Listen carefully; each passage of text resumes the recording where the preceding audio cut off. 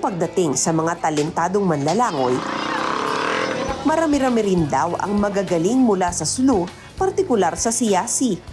O, ito, kilala niyo siya. Si Banana. Oh, si Banana. Ito, oh. Kamukha nito. Kamukha ni Red. Kamag-anak mo ba to? Lolo mo ba to? Alex Castro. O, ito si Banana, di ba? Si Banana, champion po siya sa United. Oo. Siya po yung pinakamabilis sa Siyasi. Itinuturing na alamat sa Siyasi si Bana Sailani na mas kilala bilang Banana. May mga kwento-kwento kung bakit siya mabilis lumangoy. Yung maliit pa daw si late Colonel Banana, sumama siya sa ama niya ng isda. Tapos may pagkataon daw yun, nakakita siya yung pinakamaliit, mga more or less 2 inches lang daw, maliit na isda. Tapos lumalangoy against the current. Pagkagabi, napanaginipan ni Colonel Banana yung isda. Ayon daw sa panaginip, huwag mo akong itapon, huwag mo akong pabayaan, alagaan mo ako. Ito ang maging gabay o maging agimat mo.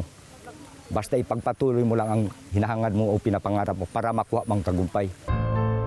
Ang nahuling isda raw ang naging anting-anting ni Banana.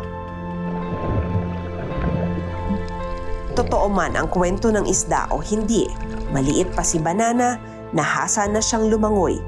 Hatak-hatak ang batya na may mga libro, nilalangoy raw ni Banana ang nasa 2 kilometrong dagat mula sa bahay nila papasok ng paaralan. Nanalo siya sa iba't ibang national at international competition.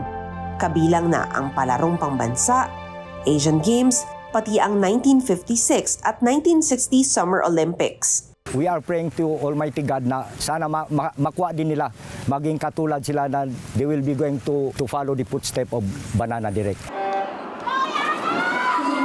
Pero kung kompetisyon ang pag-uusapan, may isang importanteng atleta na hindi naitala sa kamalayan ng mga bagong henerasyon ng Siyasi. Ito, kilala niyo to. Sino po yan? Hindi namin yan kilala. Taga-Siyasi rin to. Mas matanda. Swimming ba yan? Swimming. Namin yan kilala. Hindi niyo to kilala? Narinig niyo na ba yung pangalan? Tuburan Tamse? Hindi ko pa Siya ang kauna-unahan na Olympian na Moro. Bago pa magkaroon ng palarong pangbansa, may isang taga-Siyasi na nakilala sa swimming, si Tuburan Tamse.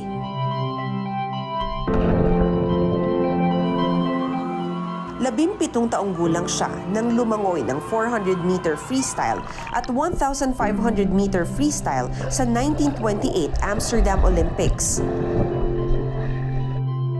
Ito lamang ang natatanging artikulo na tungkol kay Tamse. Wala ring detalyadong impormasyon ukol sa mga kompetisyon na sinalihan at napanalunan niya.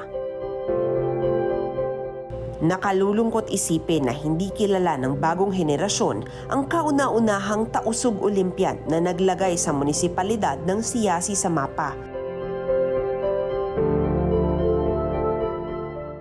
Ang nilabanan niya, 400 meters, tsaka 1,500 meters free.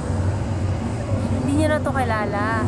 So yung Siyasi talaga, kilala siya na, na magaling sa swimming yung mga tao doon.